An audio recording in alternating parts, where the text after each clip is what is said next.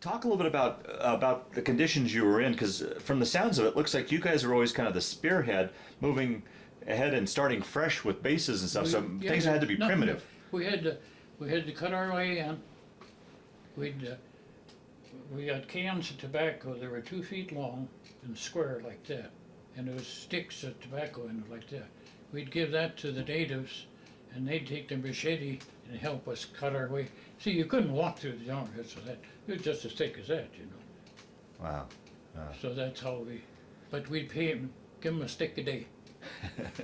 And how did it work once? I'm sorry, I keep going back to this, but here's a boy from the upper Midwest, and the weather that you grew up with. Now you're in the hot, humid jungle. How did you deal with the humidity and the heat? Was it? Oh, it was terrible.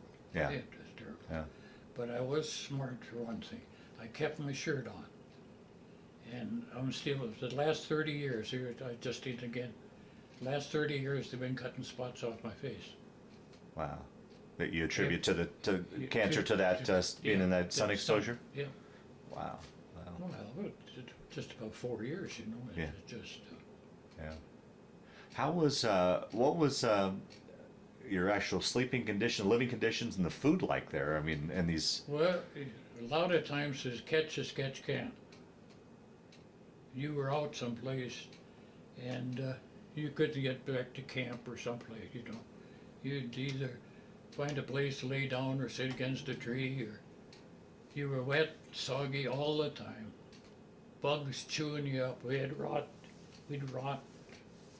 all the way around our belt lines. Terrible.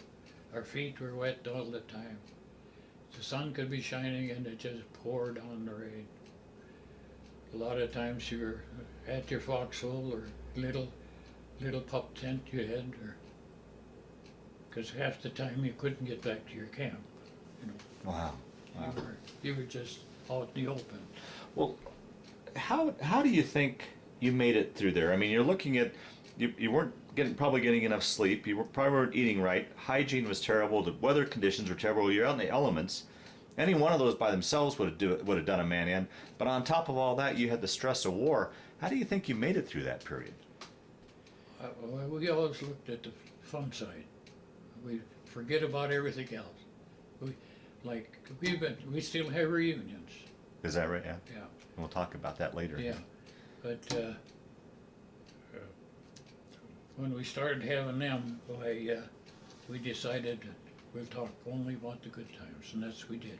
Every reunion, we all talked about the good times. Forget about the rest of it. Well, that helps with the years later in the reunion. But when you're in the thick of it, how do you think during that period did you survive? Yeah. You still just looked at the good times while. Yeah, you had to. You had to think of something else. You had to get your mind off it. Right, right. Because you had snakes, you had alligators, you had crocodiles, you had jungle rats, big rats, you know. They'd chew. You fell down, they'd chew on you. Oh, it was just. One morning I woke up and I was in the tent, and there was a post sticking up, you know, where the chain went through the post. And a python had wrapped on that, and then a tree branch, and was pulling like that, you know. And our tent was just a shake. We got it was 18 feet long. Oh God, it is more snakes and bugs and crap over there than they saw. It's just unbelievable, that stuff. As you guys island hopped and started working your way up the pipe to the Philippines and such, did you ever get pulled back for some R&R? Was there any? No. Is that you just? The Jews did it. If you had a Jew, he got his holidays. Huh. We did. No. Wow. Just every day, same thing. Every day of the week, made no difference. Wow. And if you couldn't get to camp, we'd live on bananas or melons, or there was yams. They grew wild in the jungle. That was our potato. We'd use that for potatoes. And we'd shoot a pig, wild boars.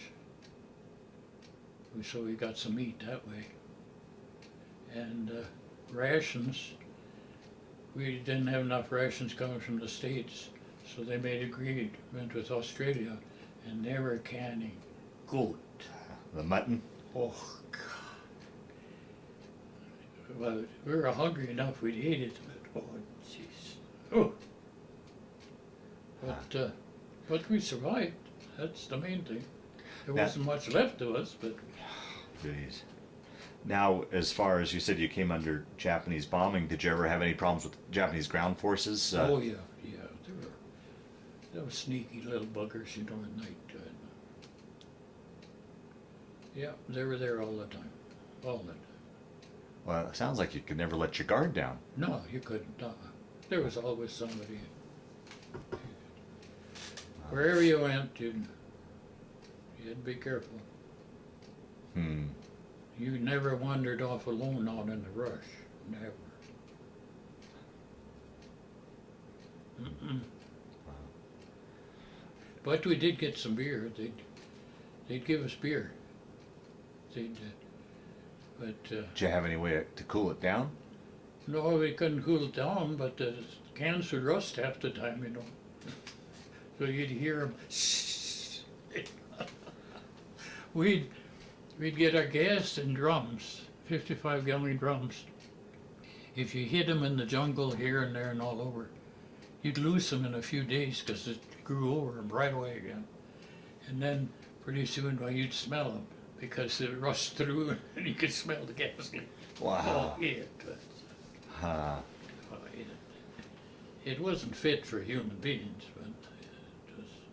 but that's the way you lived. Yeah.